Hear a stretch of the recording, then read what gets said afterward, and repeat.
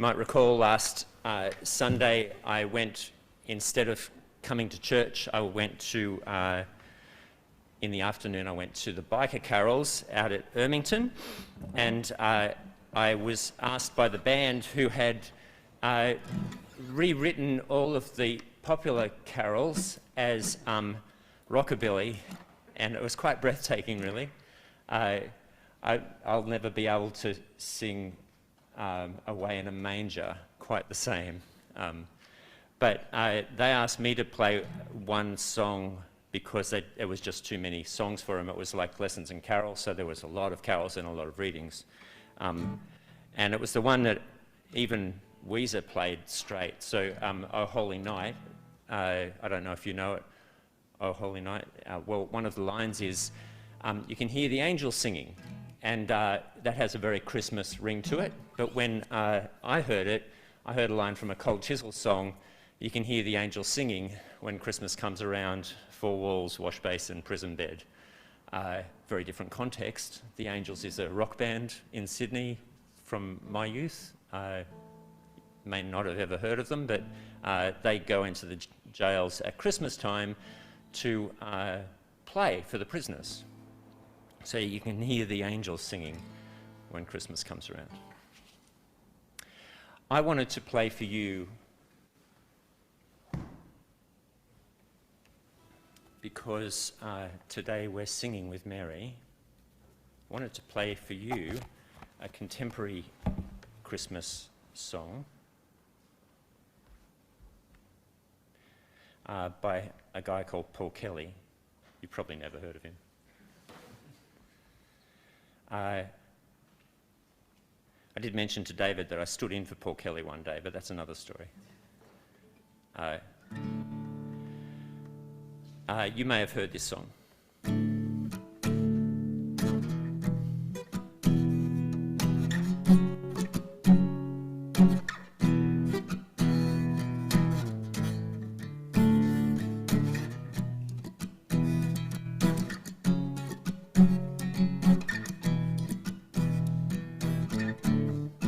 Hello Dan, it's Joe here.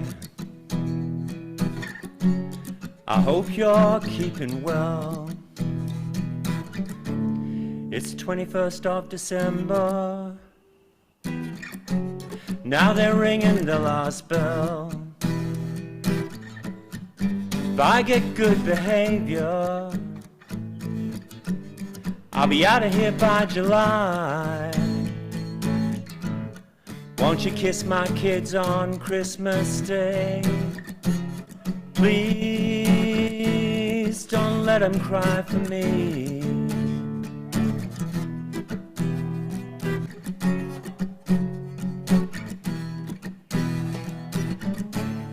Guess the brothers are crying down from Queensland, and Stella's flying in from the coast. They say it's going to be 100 degrees, even more maybe. But that won't stop the roast. Who's going to make the gravy now? I bet it won't taste the same. Just add flour, a little red wine, and don't forget a dollop of tomato sauce for the sweetness and the extra tang. And give my love to Angus and to Frank and Dolly. Tell them all I'm sorry I screwed up this time. And look after Rita, I'll be thinking of her early Christmas morning when I'm standing in line.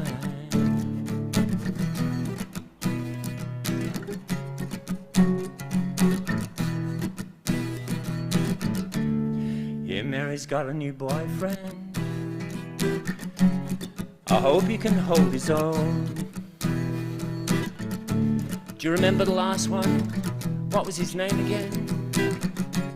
Just a little too much cologne. And Roger, you know I'm even gonna miss Roger, 'cause there's sure as hell no one in here I wanna fight. Give my praise the baby Jesus. Merry Christmas, really gonna miss it. all the treasure and the trash. And later in the evening, I can just imagine you'll put on Junior Marvin, push the tables back, and you'll dance with Rita.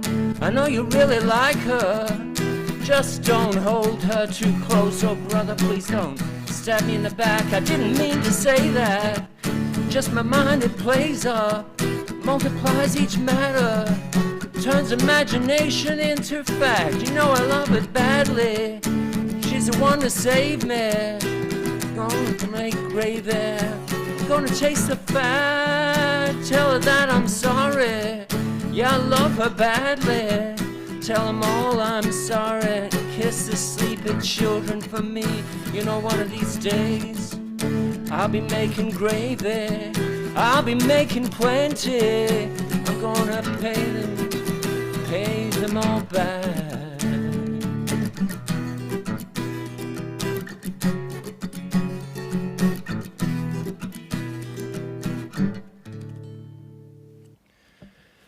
Context is everything, isn't it? Go to the biker carols, I talk about cold chisel. I come here, we talk about gravy. We're Australian. We live in Australia. We breathe Australia. We talk Australia. Go across the road to Bake Bar to buy our communion bread. That's what we do. We do Australia. We do Australia, and then we walk into church and we do church, and sometimes we forget to do Australia church. You know, when Mary got met by the angel,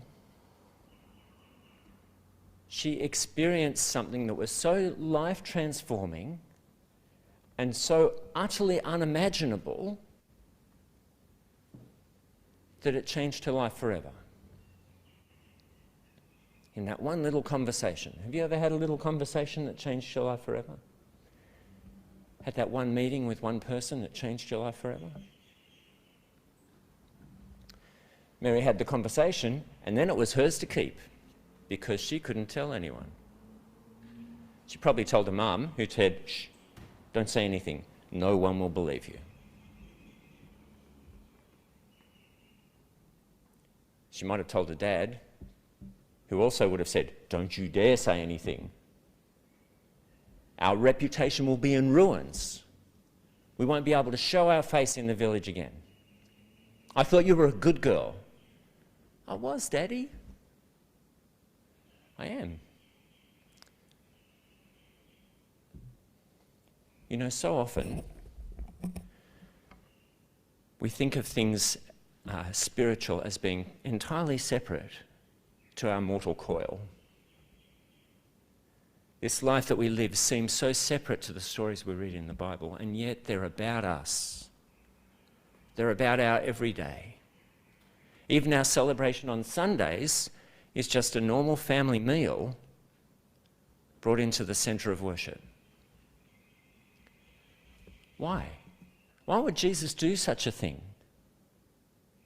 Why would God do such a thing as give himself into the hands of a young girl? This is what incarnation looks like. This is what it looks like to live an incarnated faith. The holy comes amongst us. You see the picture on the front of our service sheet today of a woman holding God in her belly. The holy, untouchable, get struck down if you touch the box of the covenant, right?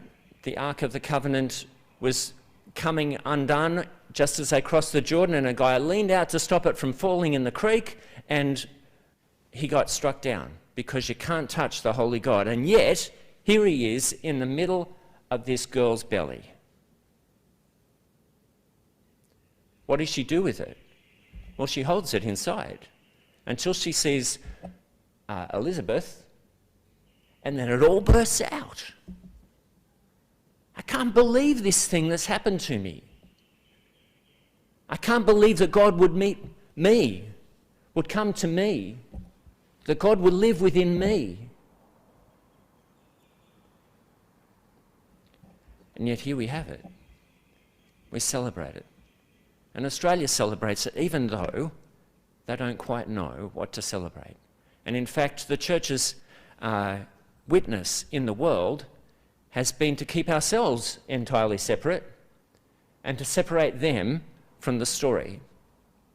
So that when we go to the primary school and tell the story, it's a new thing. When we go into shops to shop for Christmas things, we find that they're not Christmas things, but rather the cult of commercialism. We live with lots of other cults around us. Cult of wealth, of acquisition, of reputation are still well alive, and they still decide who says and who does and who wins and who loses. But in the middle of that, we have a God who comes amongst us. And this outrageous, scandalous news that Mary shares with her cousin, both of whom have much to celebrate, comes into the midst of us in ways that people outside the church still recognise. They still know it's true, they just don't know what it is that's true about it. You know why they don't know what's true about it? Because they've lost touch with the conversation because we stepped away.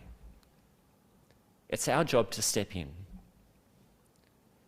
Our job, the church's job, to step into this conversation with joy, not with consternation and pointing finger, but with joy, embracing the moment, noticing when God emerges in the conversation and blessing it. We don't have to be annoying about it. We can celebrate. Because when people like Paul Kelly put an album of Christmas songs out and it goes straight to number 1, people want to celebrate something. They're looking for it. They're yearning for it. So let's help them understand the fullness of it.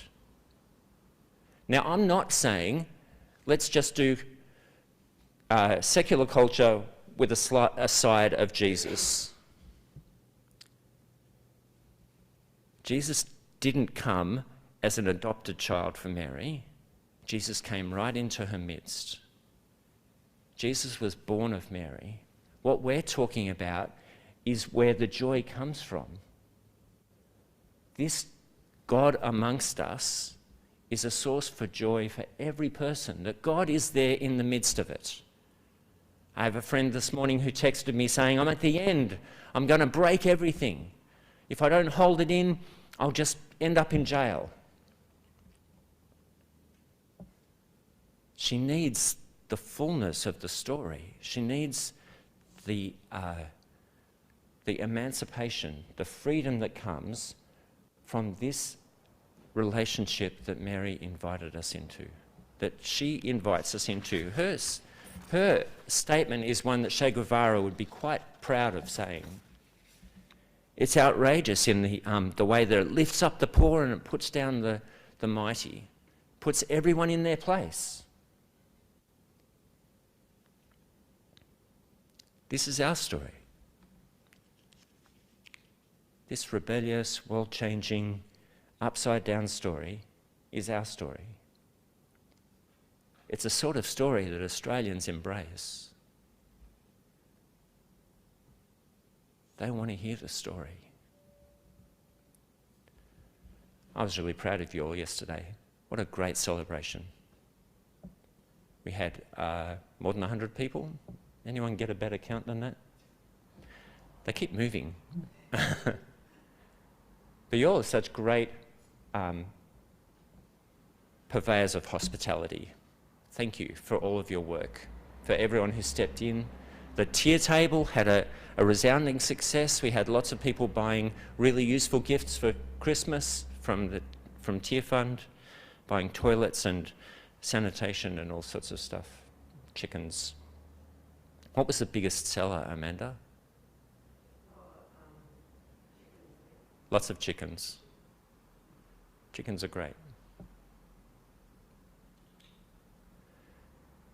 through experiences like that, people get to understand a little more of what it is when Jesus comes into the midst of us as a poor person to a child.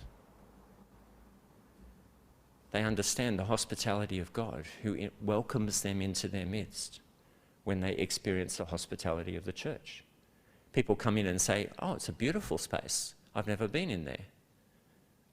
I don't really care for those comments, except for what they say, that I felt welcome in this space.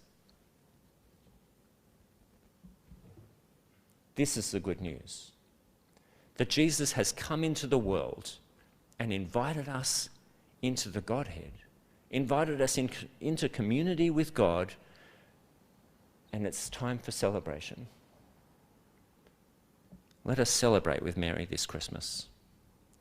Let us hear the voice of God in the ordinary, everyday, mundane moments and celebrate with our friends and our neighbours as we speak good news into their midst.